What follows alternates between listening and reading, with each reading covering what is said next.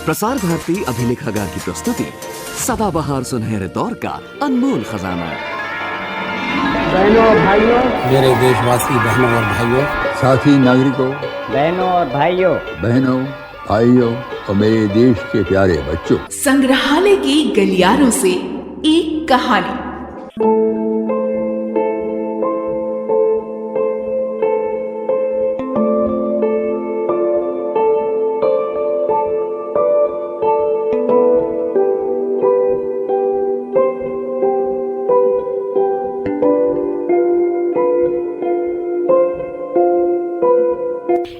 कभी जानबूझकर तो कभी अनजाने में हम किसी न किसी के मेहमान या मेजबान बन बैठते हैं। ऐसे में हम औपचारिकताओं को अवश्य पूरा करते हैं। मेहमान के आने पर मेजबान के हाव भाव और वार्तालाप में प्रेम या दिखावा दोनों ही मिले हो सकते हैं। मेहमान प्रेम या दिखावटीपन बखूबी पहचान जाता है। यदि मेहमान नवाजी में सच्चा प्रेम और अपनापन हो तो हृदय प्रफुल्लित और गदगद हो जाता है, परंतु अगर दिखावट हो तो ये मात्र औपचारिकताओं तक ही सीमित रह जाता है। अक्सर कोई भी मेहमान ऐसे मेजबान के यहाँ जाने से बचता है जो केवल दिखावट या नकली प्रेम जताता है, लेकिन जहाँ हृदय से अतिथि सत्कार हो वहाँ कोई भी अवश्य जाना चाहेगा, चाहे उनकी कोई मजबूरी हो या खराब आदत। महज औपचारिकता निभाना और नकली सम्मान देना कुछ लोगों को खूब रास आता है। उसी प्रकार कभी कभी परिस्थितिवश हमें किसी का मेहमान बनना पड़ता है। इस कहानी में भी मेहमान के पास देवराज का अतिथि बनने का विकल्प था, पर उसने मेजबान की समस्या को भांप लिया था। वह चाहता तो देवराज के यहाँ ठहर जाता, लेकिन उसने ऐसा नहीं किया। उसने नकली सम्मान को नहीं चुना। मैंने एक अप्रिय स्थिति को टाल दिया था। अपमान और नकली सम्मान दोनों मेरे सामने थे। मैं दो में से किसी एक को चुन सकता था। सत्य को असली रूप में देखने का मौका मिला था किंतु मैं मौके का लाभ ना उठा सका। इसे आप मेरी कमजोरी भी कह सकते हैं। प्रेमराज ने मुझसे कहा था कि दिल्ली जाने पर मैं उनके भाई के घर ही ठहर जाऊं। मैंने इसे एक महज औपचारिक प्रस्ताव माना और हाँ ठीक है कहने के बावजूद इस पर गंभीरता से विचार नहीं किया। सरकारी दौरे पर किसी परिचित के यहाँ ठहरकर पैसे बचाना नैतिकता के अनुकूल ना लगा। प्रेमराज पाकिस्तान के हिस्से में चले गए। पंजाब से आया वो व्यक्ति था। वहां पर वो एक कपड़े की दुकान चलाता था। उम्र कोई 40-45 के आसपास होगी। खूब गोरा चिट्टा और ऊंचा पूरा शख्स था। जिस दिन उसने ड्यूटी ज्वाइन की थी वो एक कोसे का साफा बांध कर आया था। कुल मिलाकर उसका व्यक्तित्व शानदार और प्रभावशाली था। हालत ये थी कि कोई उससे पानी मांगने या सिगरेट लाने के लिए कहने की हिम्मत ना करता था। तलरेजा ने उसे लालची कहना शुरू कर दिया था। इस पर वो बड़ा गर्म हुआ। उसने कहा, मैं कोई अमीर नहीं हूं, आप मुझे सब कहिए पर लालची ना कहिए। तलरेजा ने प्रेमराज को उपहास में लालची नहीं कहा था, पर उसका चिढ़ना देखकर उसे मजा आने लगा और बढ़ते बढ़ते वो एक दिन उसे पायजी भी कह गया। इस पर खूब झगड़ा हुआ और बात जब टूटी तो तय हुआ कि सब प्रेमराज को लालची कहेंगे और वो बुरा नहीं मानेगा। दिल्ली स्टेशन पर उतरकर सबसे पहले मुझे लालाजी के भाई की याद आई, क्योंकि लालाजी ने अपने भाई के लिए एक छोटा सा पार्सल और उर्दू में मजमून और अंग्रेजी में पता लिख द्विभाषी पत्र पहुंचाने के लिए दिया था। सबसे पहले मैंने एक छोटे से होटल की तलाश की। कमरे में सामान जमाया, नहाया और तैयार होकर मैं पत्र और पार्सल के लालाजी के भाई देवराज के मकान की खोज में चल दिया। उस समय सुबह के 9 बज चुके थे। मैं लालाजी के भाई के यहाँ से लौटकर अपने निर्धारित कार्यक्रम पर बढ़ने वाला था। एक टैक्सी लेकर मैं कई सड़कें पार करता हुआ गंतव्य स्थल पर पहुंचा। मकान बेढप और टूटा फूटा था, पर घर के लोग सुंदर और साफ सुथरे थे। औरतें सेहतमंद थी और उनके चेहरे दमक रहे थे। घर का सामान सलीके से नहीं जमा था, पर फैशनेबल था। धूप हल्की थी। बड़ा लड़का दफ्तर जाने के लिए तैयार हो रहा था। एक किशोर वे की लड़की अभी नहाकर लौटी थी। और झुककर कमानी सी बनी हुई बालों का पानी रेलिंग पर गिरा रही थी। चमकीले सफेद कपड़े पहने एक बहू भी थी। सलवार कुर्ती पहने एक बूढ़ी किंतु स्वस्थ औरत अपने खिचड़ी बाल धूप में सुखा रही थी। मैंने लाला जी का जिक्र किया और बतलाया कि मैं ग्वालियर से आ रहा हूं। जीना चढ़कर जब मैं गैलरी में घुसा तो सारे घर में कुछ क्षण के लिए जो तनाव सा आया था वो इस सूचना से एक हल्की सी खुशी में बदल गया। करीब करीब सबने अच्छा कहकर सिर को हल्के से पीछे झटका दिया। एक अनजान आदमी जब घर के सामने खड़ा हो जाता है तो सारा घर कैसा सशंक और सतर्क हो जाता है, ये मैंने बखूबी देख लिया था। परिचय निकलते ही सबने जैसे हथियार फेंक दिए। देवराज ने, जिनकी उम्र 50 से ऊपर थी, पूछा, प्रेमराज कैसा है? मैंने कहा, अच्छे हैं। उसका काम कैसा चल रहा है? ठीक, बिल्कुल ठीक। उसका लड़का 8वीं में पढ़ रहा है, वो भी ठीक है। और वो लड़की? पता नहीं, कभी जिक्र नहीं हुआ। मैंने कहा और सोचा कि ये प्रेमराज भी कैसा बदमाश है, लड़के का जिक्र हर रोज करता है पर लड़की का जिक्र तक नहीं किया। तभी देवराज ने अपना प्रश्न पूछा, कभी घर नहीं जाते? नहीं, सिर्फ दफ्तर की ही पहचान है। मैंने करीब करीब घबराई सी आवाज में कहा, जैसे किसी गंभीर आरोप से इनकार कर रहा हूं। फिर अपनी घबराहट पर शर्मा गया।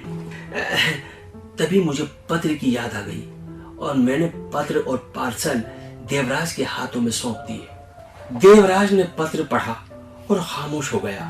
प्रश्नोत्तर रोककर उसने पत्र बुढ़िया की ओर बढ़ा दिया। मैं चाय का इंतजार करने लगा। धूप फैल रही थी। घर का रुख सूरज की तरफ था। घर की सब चीजें धूप में चमक रही थीं। 13-14 साल की एक लड़की दीवार की ओर मुंह किए एक किताब पढ़ रही थी। बूढ़ी औरत ने पत्र पढ़कर लड़की की ओर बढ़ा दिया। एक खामोशी छा गई। मैंने इन लोगों के चेहरे पढ़ने की और उनकी तकलीफ समझने की कोशिश की। इस बीच देवराज ने हल्के से मुंह को बिचकाया। बड़ा लड़का चुप खड़ा रहा। बादल का एक टुकड़ा आया और सूरज पर छा गया। धूप चली गई। हल्का सा सांवलापन पूरे कमरे में छा गया। थोड़े से पीतल के बर्तन और एक जरा सी कराकरी एक कोने में चमक रही थी। तभी चाय बन गई और दीवार की ओर मुंह करके पढ़ने वाली किशोरी ने चाय का कप मेरे हाथों में पकड़ा दिया। मुझे चाय पीने की बड़ी इच्छा हो रही थी। होटल से यहां तक आते आते मैं थक गया था। मैंने चाय का कप होठों से चिपका लिया।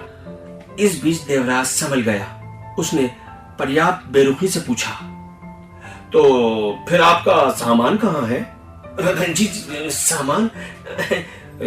क्या सामान वगैरह कुछ नहीं है? कैसा सामान? मैंने आश्चर्य से पूछा। इस चिट्ठी में लिखा है कि तुम यहीं ठहरोगे। मुझे चिट्ठी की इबारत पता नहीं थी। चिट्ठी उर्दू में लिखी हुई थी और पता अंग्रेजी में था। प्रेमराज ने कहा कि मैं देवराज के यहाँ ठहर जाऊं। पता नहीं था कि इस बात का जिक्र उसने पत्र में भी कर रखा था या नहीं। देवराज ने सवाल पूछकर नजरें मुझ पर गड़ा दी। वो मुझे तौल रहा था। घर का सारा काम एक लम्हे के लिए रुक गया था। हर आदमी सांस रोककर मेरे उत्तर की प्रतीक्षा करने लगा। कैसा आलीशान दिन था, क्योंकि इससे पहले कभी मेरे निर्णय को इतनी अहमियत नहीं दी गई थी। मैंने चाय का एक घूंट सुड़प लिया। चाय ठंडी होने लगी थी। चाय का घूंट पीकर मैंने देवराज की ओर नजर उठाई। वो मुझे बहुत टेढ़ेपन से निहार रहा था। बुढ़िया छोटे बच्चे की तरह मुझे देख रही थी। मेरी हाँ उनकी खुशी छीन सकती थी और मेरा इनकार उनमें हर्ष भर सकता था। इस स्थिति के कारण मुझे उन लोगों पर बहुत तरस आ गया। नहीं, मैं तो होटल में ठहर गया हूँ। बिना आप लोगों से विशेष परिचय के आपको कष्ट देने का तो कोई सवाल ही पैदा नहीं होता था। लाला जी ने कहा था कि मैं आपके यहाँ ठहर सकता हूँ, परंतु मुझे ये पता नहीं था कि उन्होंने ये बात पत्र में लिख दी है। देवराज ने जो बहुत सारी सांस फेफड़ों में रोक ली थी, वो एक झटके के साथ बाहर फेंक दी। घर जो अचानक चित्र लिखित सा हो गया था, उसमें गतिविधि के लक्षण नजर आने लगे। देवराज के चेहरे की कठोरता खत्म हो गई और एक स्नेहसिक्त कोमलता उनके चेहरे पर बिछ गई। सूरज पर बादल का जो टुकड़ा आ गया था वो हट गया। कमरे में फिर धूप फैल गई। कोने में पीतल के जो बर्तन रखे थे और जो क्रॉकरी रखी थी वो फिर चमकने लगी। देवराज ने कहा, भाई ये तुमने क्या किया? ऐसा भी कहीं होता है? तुम हमारे बच्चे की तरह हो। प्रेमराज ने तुम्हें पत्र लेकर भेजा है और तुम होटल में रहो। ये बिल्कुल नामुमकिन है। बुढ़िया ने कहा, हाँ, तुम यहीं रहो बेटा। हमारे घर में जगह जरूर कम है, पर क्या फर्क पड़ता है, जगह तो दिल में होनी चाहिए। उन आंखों में स्नेह और स्वागत का भाव फिर आ गया। वो नकली था पर सुंदर था। मैं उसे खोना नहीं चाहता था। उस दिन की मेरी वो महत्वपूर्ण उपलब्धि थी। मैंने कहा, मैं होटल के पैसे भर चुका हूं, वो फिजूल जाएंगे। वहां मुझे आराम तो शायद नहीं मिले, पर आजादी जरूर मिलेगी। मुझे वहीं रहने दीजिए। देवराज ने मूंछों पर हाथ फेरा। भाई परवंती, तेरी क्या राय है? उसने बुढ़िया से पूछा। बुढ़िया ने कहा, हमने कह दिया और फिर कहते हैं, जिसे घर में आराम ना मिले वो होटल में रहे और खूब रहे, पर हमें कोई बाद में बदनाम ना करे। अभी सवाल के मेरे पास दो जवाब थे। मैं कह सकता था, आप नाराज ना हो, मैं अपना सामान अभी होटल से ले आता हूं, और इस प्रकार बाजी जो मैं हार रहा था जीत सकता था। पर दोष मैंने अपने सिर ले लिया और कहा, नहीं, ऐसा नहीं हो सकता। गलती तो भाई सरासर मेरी है जो मैं सीधा होटल में ठहर गया। यह कहकर मैंने वहां से विदा ली। मैं अपमान के बिंदु पर पहुंचकर वापस आ गया था, जैसे कोई पहाड़ से कूदने के लिए चोटी पर चढ़ जाए, किंतु गहराई देखकर लौट आए। आप इसे मेरी कमजोरी भी कह सकते हैं। वापसी के लिए टैक्सी और बस दोनों तैयार थी। मैंने बाइज्जत बस की और होटल लौट आया।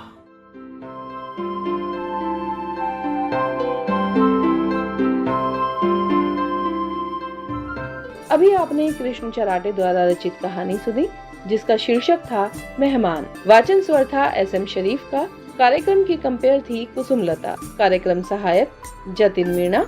निर्मात्री रंगोली श्रीवास्तव। श्रोताओं, अपने विचार और सुझाव हमसे साझा करने के लिए आप हमें ईमेल कर सकते हैं। हमारी ईमेल आईडी है archives@prasarbharati.gov.in।